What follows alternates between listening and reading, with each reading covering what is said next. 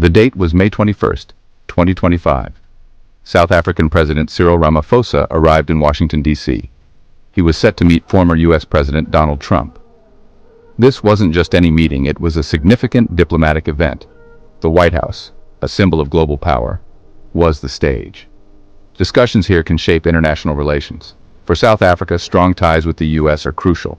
Publicly, the agenda seemed standard trade deals, economic partnerships. But beneath the surface, a more difficult topic simmered.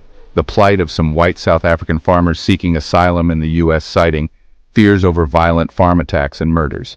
This issue had already sparked international debate. Trump had strong opinions on this, making the meeting tense. It was a diplomatic tightrope walk for President Ramaphosa.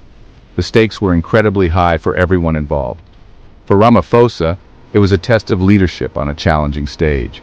The world was watching how this encounter would unfold. A diplomatic misstep could have lasting consequences.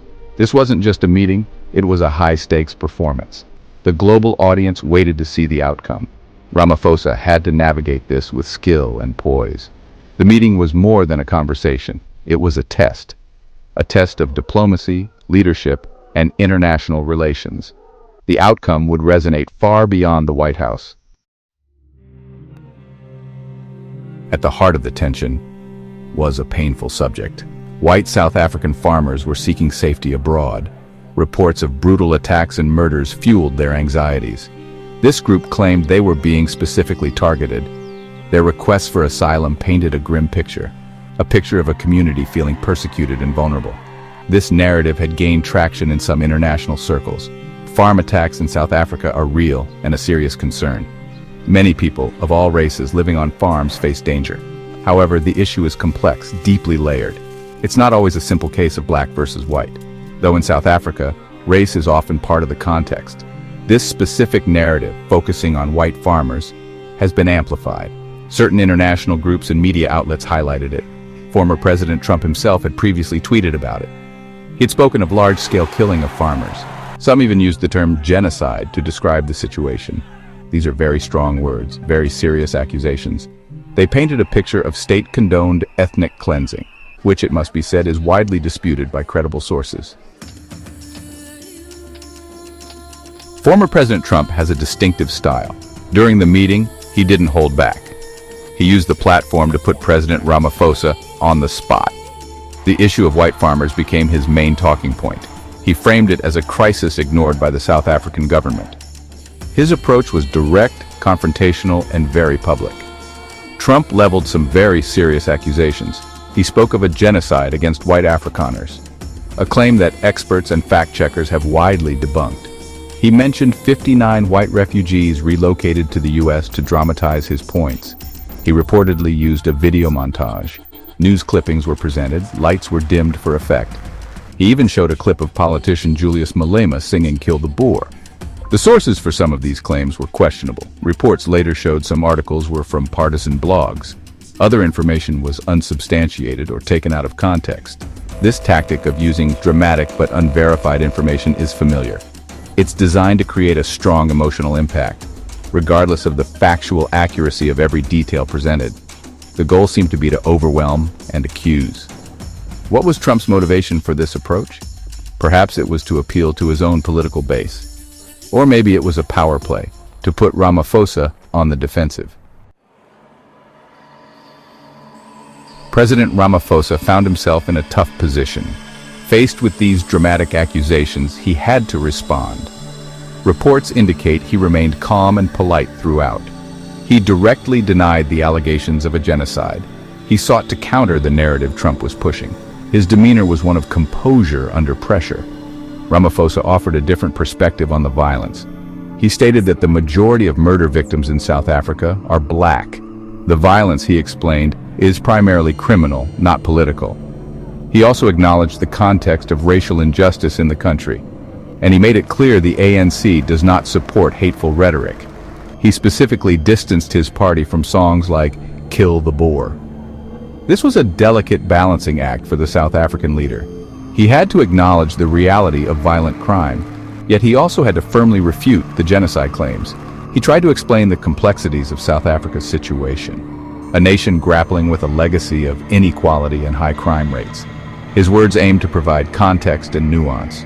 While his composure was noted, the core issue remained. South Africa faces enormous challenges with crime and safety. Section 5. The uncomfortable truth, crime, race, and the leadership test. President Ramaphosa's point about black victims is statistically true, but using it to balance the conversation about farm murders is tricky. It can sound like a deflection, or worse, a competition of suffering. Saying others suffer too doesn't solve the initial problem.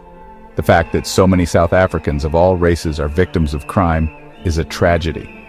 It's an indictment of the state's ability to ensure basic security. This isn't about whose pain is greater, it's about stopping the pain. This situation puts a harsh spotlight on leadership. Citizens, whether farmers or city dwellers, expect protection. They expect decisive action to make their communities safer. When any group feels particularly vulnerable, leadership must respond. Crime in South Africa is a pervasive, deeply rooted issue. It affects daily life for millions of people. The government has been battling this for many years. This White House meeting, focused on one aspect of this crime, brought South Africa's broader struggle with lawlessness to global attention. It showed the world the deep scars crime leaves on the nation. Section 6. Beyond Borders: Africa's image on the global stage. This encounter in Washington has ripples beyond South Africa. It impacts how the country is perceived internationally. For some, it might reinforce negative stereotypes of instability or ineffective governance in African nations. For others, it was a test of South Africa's diplomatic resilience, a chance to see how its leader handled intense pressure. The outcome will be debated and analyzed for a long time. It contributes to the complex narrative of South Africa in the world. More broadly, such incidents have implications for African leadership. It often seems that African leaders are put on the defensive, especially when engaging with powerful Western nations. There's an underlying power dynamic that can be uncomfortable. Are African nations treated as equal partners on the world stage? Or are they subjected to a different kind of scrutiny? This meeting certainly highlighted those complex dynamics. The reaction across Africa and within South Africa was likely mixed. Social media and news outlets buzzed with opinions. These moments force a continent to look at itself and its leaders. Section 7. The peril of external validation. Seeking solutions within. It's not uncommon for nations, including some in Africa, to look west, seeking validation, aid, or favorable trade deals. President Ramaphosa himself aimed to secure a trade agreement. Offering access to South Africa's critical minerals was part of the plan. These economic ties are important, of course, but an over-reliance on external approval can be a trap. It can create a dependency that shifts focus from internal strength. This pursuit of external validation carries risks. It can place leaders in positions where they are subjected to public criticism. As seen in this meeting with former President Trump, the power imbalance can lead to uncomfortable compromises, or it can mean having internal affairs dissected on a global stage. When a nation's primary focus is inward, on solving its own problems, it builds a stronger foundation. True strength comes from within, not from outside approval. The real solutions to Africa's challenges lie within Africa, addressing issues like crime, inequality, and governance. These require strong internal will and commitment. Internal strength is the best foreign policy. Section 8. Lessons in leadership: global examples of strength and vision. When facing tough challenges, strong leadership is key. Imagine how leaders from other resilient nations might respond. Nations that have faced down adversity with determination. They often combine principled stands with pragmatic action. They communicate a clear vision to their people.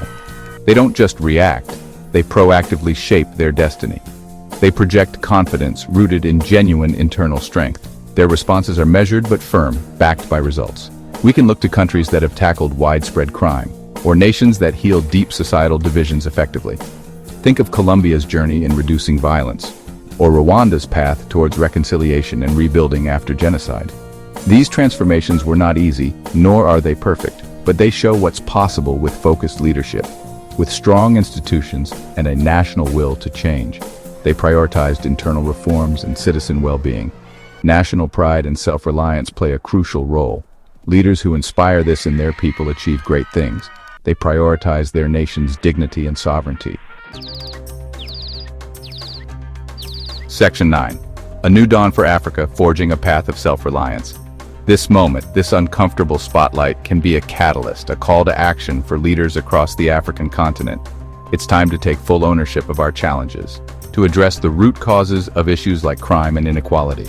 This means more than just policies, it means implementation. It means building institutions that serve all people fairly. It requires courage, integrity, and unwavering commitment. The future of the continent depends on this resolve. There is immense power in African unity and collaboration. Imagine nations sharing best practices on security, supporting each other in strengthening governance, speaking with a stronger, more unified voice on global issues. This collective strength can change the dynamics of international relations. Africa can negotiate from a position of power, not supplication. It can define its own partnerships on its own terms. A united Africa is a force to be reckoned with. Africa must move beyond a reactive stance to global events. It's time to proactively shape our own narrative, to tell the world about our successes, our innovations, our progress.